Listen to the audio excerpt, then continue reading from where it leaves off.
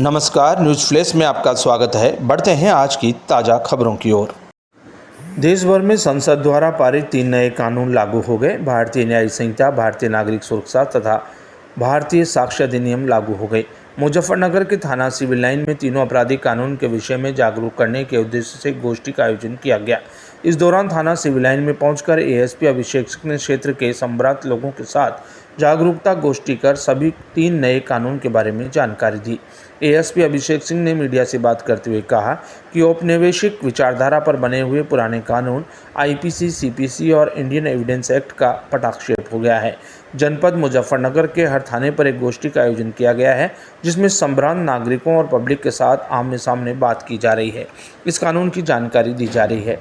SSP Muzaffarnagar ने बताया कि ये जो नए कानून है विक्टिम सेंट्रिक है। इसमें जो अमेंडमेंट है इस प्रकार किए गए हैं कि पीड़ित को न केवल न्याय मिले अपितु आपको समय समय पर भी जानकारियां चाहिए पर प्राप्त होती रहे। इसके अलावा इसमें पुलिस की कार्रवाई में नए डिजिटल एविडेंसों को भी शामिल किया है, जिसमें पुलिस की कार्रवाई को और ट्रांसपेरेंट करने के लिए विभिन्न धाराएं जोड़ी गई है। एएसपी मुजफ्फरनगर ने बताया कि पिछले 1 महीने से मुजफ्फरनगर के पुलिसकर्मियों की ट्रेनिंग चल रही है। उन्होंने बताया कि मेरे से लेकर एक कांस्टेबल तक को ट्रेनिंग दी गई है। 1 जुलाई रात 12 बजे यदि कोई अपराध रजिस्टर्ड होता है तो वह नए कानून के तहत दर्ज किया जाएगा और जो पुराने मामले हैं वह सभी पुरानी धाराओं में ही चलेंगे।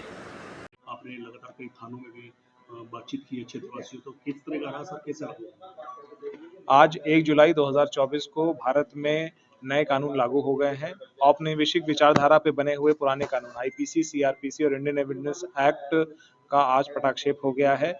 इस संबंध में जनपद मुजफ्फरनगर में हर थाने पर एक गोष्ठी का आयोजन किया गया है, जिसमें संभ्रांत नागरिकों और पब्लिक के साथ आमने सामने बात की जा रही है और उनको इन कानूनों की जानकारी दी जा रही है।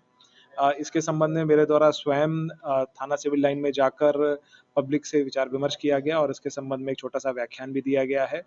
ये जो कानून है ये विक्टिम सेंट्रिक है और इसमें जो अमेंडमेंट्स हैं वो इस प्रकार किए गए हैं कि पीड़ित को ना ही केवल न्याय मिले अपितु उसको समय समय पर भी जो जानकारियां उसको चाहिए वो उसको प्राप्त होती रहें।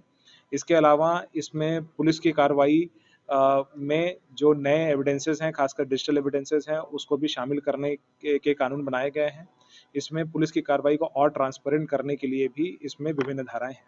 सर, अभी जैसे आज से नए कानून लागू हुए, लेकिन पुलिस के लिए बड़ा टफ रहेगा, धारा लगाएंगे, तो उन लोगों के लिए क्या कोई ट्रेनिंग वगैरह की व्यवस्था की गई है?